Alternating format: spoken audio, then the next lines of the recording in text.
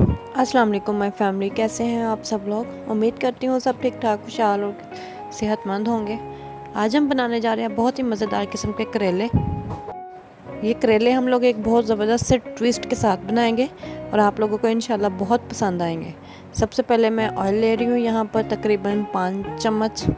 ज़्यादा ऑयल मैं इसलिए ले रही हूँ क्योंकि हमने इसमें फ्राइंग करना है और फ्राइंग के लिए थोड़ा सा ऑयल हमें ज़्यादा चाहिए होगा। टेंशन ना लीजिएगा, ये ऑयल एंड तक बिल्कुल ख़त्म हुआ होगा इसमें। यहाँ मैंने ऑयल गरम करने के लिए रख दिया है। साथ ही मैंने करेले तकरीबन आधा किलो के बराबर थे, जिन्हें मैंने पहले कट करके नमक लगा के सारा दिन के लिए छोड़ दिया था, फिर बाद में उसे वॉश कर लिया था। अच्छे से खुले पानी के साथ वॉश कीजिएगा।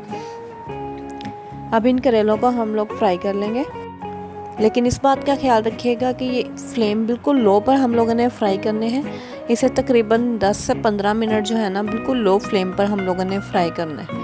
और जितनी लो फ्लेम पर आप लोग फ्राई करेंगे उतना ही ज़्यादा इसमें जो कड़वाहट होती है वो ख़त्म हो जाएगी। और अगर आप हाई फ्लेम पर करते हैं तो उसका नुकसान होगा ये कि आपके जो करेले हैं उनका कलर तो चेंज हो जाएगा, लेकिन उसमें कड़वाहट जो है वो ख़त्म नहीं होगी। बेसिकली पर्पज़ इनको फ्राई करने का इनमें से जो एक कड़वाहट है उसको ख़त्म करना ही होता है ना। तो आप देख सकते हैं मैंने आपको फ्लेम दिखाई है, बिल्कुल लो फ्लेम पर मैंने इन्हें फ्राई किया तकरीबन 10 से 15 मिनट। और इस टाइम पर आप देख सकते हैं इनका कलर जो है लाइट ब्राउन सा होना शुरू हो चुका है। इसको मैं एक चीज़ और आपको कहूँगी कि आपने इन्हें क्रिस्पी नहीं करना, इन्हें आपने नरम ही रहने देना है। कुछ लोग ऐसे करते हैं कि इन्हें जब फ्राई करते हैं तो इन्हें क्रिस्पी कर लेते हैं। जो क्रिस्पी हुए होते हैं ना वो जले हुए होते हैं बेसिकली, और जले हुए करेले जो हैं वो ऑलरेडी अपनी एक कड़वाहट मेंटेन कर लेते हैं। इस तरह से कुछ हमने इन्हें फ्राई कर लिया है। इसके बाद मैंने फिंगर फ्राइज़ की तरह ही बिल्कुल पोटैटोज़ जो हैं उन्हें कट कर लिया था और इन्हें भी मैं फ्राई कर लूँगी। हम लोगों ने इन्हें भी मीडियम सी फ्लेम पर करना है, बहुत लो फ्लेम पर नहीं करना इन्हें, वरना ये नरम रह जाएंगे। हम लोगों ने इन्हें मीडियम सी फ्लेम पर जो है गोल्डन ब्राउन कर लेना है। और मैं इसी ऑयल में जो है ना इन पोटैटोज़ को भी फ्राई कर लूँगी। जब तक पोटैटोज़ फ्राई हो रहे हैं आप फटाफट से मेरा एक काम कर दें, मेरे चैनल को सब्सक्राइब कर दें। मेरी वीडियो को अगर पसंद आ रही है तो लाइक और शेयर कर दें। और जो अगर आप लोग मुझे फेसबुक से देख रहे हैं तो मेरे चैनल को फॉलो कर लें ताकि आपको नई आने वाली वीडियोस जो है ना वो सबसे पहले मिले। अब आप देख सकते हैं पोटैटोज़ गल चुके हैं। मैंने एक चम्मच की मदद से पहले इन्हें गिला थोड़ा सा तोड़ कर देखा था तो ये पूरी तरह गले हुए हैं और कलर भी इनका बहुत खूबसूरत सा गोल्डन ब्राउन आ चुका है। मैं इन्हें भी अब सेपरेट एक प्लेट में निकाल लूँगी। ऑयल अच्छे से निचोड़ लीजिएगा, इसमें ऑयल ना छोड़िएगा। और हम लोगों ने इन्हें जो है ना इसी तरह से प्लेट में निकाल लेना है। एक ही बर्तन में जो है ना हम लोगों ने ये सारे स्टेप्स कर लेने हैं। बहुत से लोग हैं वो कहते हैं जी करेले बनाने बहुत मुश्किल हैं, भरे हुए करेले भी बनाने बहुत इजी है। इंशाल्लाह वो भी बहुत जल्द मैं आपको सिखाऊंगी। और ये करेले जो है ना ये बहुत कम लोग हैं जो कहते हैं कि करेले जो है ना वो बनाने आसान है। और मोस्टली मैंने यही सुना है कि करेले बनाने एक तो मुश्किल बहुत है, दूसरा इनमें जो कड़वाहट है वो मेंटेन रहती है। तो इस तरह से आप इंशाल्लाह बना कर देखें, आपको बिल्कुल भी कड़वाहट नहीं आएगी। अब जो ऑयल बचा था कढ़ाई में उसी में जो है ना मैंने प्याज कट करके मोटा मोटा ऐड कर दिया है। तकरीबन ये आधा किलो के बराबर प्याज है। आप प्याज थोड़ा ज़्यादा लीजिएगा ताकि इसका एक अच्छा सा ग्रेवी वाला टेक्सचर बने। तो हम लोगों ने इसी प्याज को जो है वो लाइट ब्राउन कर लेना है। जब ये ट्रांसपेरेंट सा होना शुरू हो चुका है ये देख लें आप। और अब जो है हम लोग आहिस्ता आहिस्ता इसमें बाकी की सारी चीज़ें ऐड करते जाएंगे। सबसे पहले मैंने टोमेटोज़ ऐड किए हैं। तकरीबन 2 बड़े साइज़ के टोमेटोज़ थे जिन्हें मैंने बारीक बारीक कट कर लिया था, वो मैंने ऐड किए हैं। अच्छा, इसमें जो है ना वो हम लोगों ने टोमेटोज़ का पेस्ट ऐड नहीं करना, हमने इसमें फ्रेश टोमेटोज़ ही ऐड करने हैं क्योंकि इनका जो टेस्ट है ना वो एक बहुत अच्छा सा एक तो कलर देगा हमारे करेलों को और दूसरा टेस्ट भी इनका बहुत अलग होगा।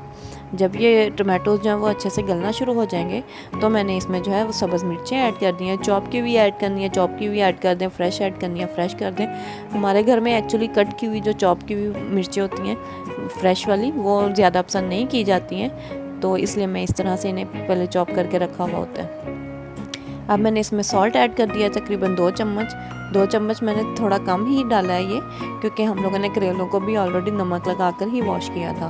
रेड चिली पाउडर मैंने इसमें 1 चम्मच ऐड कर दिया है और ये टीस्पून है, टेबल स्पून नहीं है। 1 टीस्पून ही मैं इसमें हल्दी पाउडर ऐड कर रही हूँ। हल्दी थोड़ी सी हम लोग ज़्यादा डालेंगे और इसके बाद जो है हम लोगों ने इसमें गरम मसाला पाउडर ऐड किया है और थोड़े से दाने कलौंजी की ऐड कर दिए हैं। गरम मसाला पाउडर मैंने 1 चम्मच ऐड किया था और लहसुन अदरक का पाउडर जो है वो मैंने हाफ चम्मच इसमें ऐड कर दिया है। फ्रेश लहसुन या अदरक मैंने इसमें ऐड नहीं किया।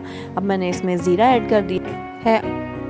ज़ीरा जो है वो मैं साबुत ऐड कर रही हूँ, इसमें ग्राइंड किया हुआ हम लोग ज़ीरा इसमें ऐड नहीं करेंगे। अब इस सारे मसाले को हम लोगों ने अच्छे से भून लेना है। इसकी भुनाई बहुत अच्छे से हमने करनी है, जितनी अच्छी से भुनाई हुई होगी उतना अच्छा जो है ना हमारा खाना बनेगा ये। और हम लोगों ने प्याज जो है ना इस तरह से इसको गला भी लेना है इसी में ही। तकरीबन 3 से 4 मिनट इसकी हम लोग पकाई करेंगे और बिल्कुल थोड़ा सा तकरीबन 2 से 3 चम्मच जो है ना वो मैंने इसमें पानी के ऐड कर दिए हैं और इसी में ही जो है ना हमारी सालन जो है ना वो बन जाएगा। हमने बहुत ज़्यादा इसमें पानी ऐड नहीं करना। ये पानी ऐड करना भी मकसद सिर्फ ये था कि हमारा जो मसाला है वो अच्छे से भुन जाए। अगर अदरवाइज़ हम लोगों ने करेलों के लिए जो है ना वो पानी ऐड नहीं इसमें करना बिल्कुल भी। करेले ऐड करने से पहले इस पानी को हमने खुशक कर लेना है।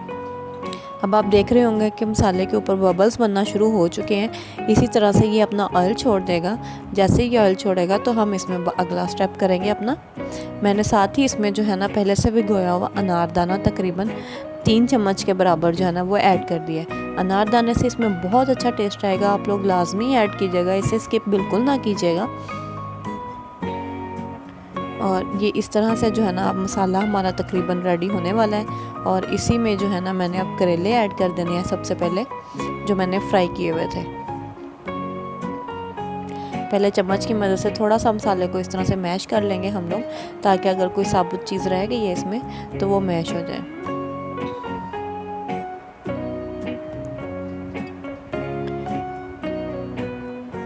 और अब इसमें मैंने करेले ऐड कर दिए हैं।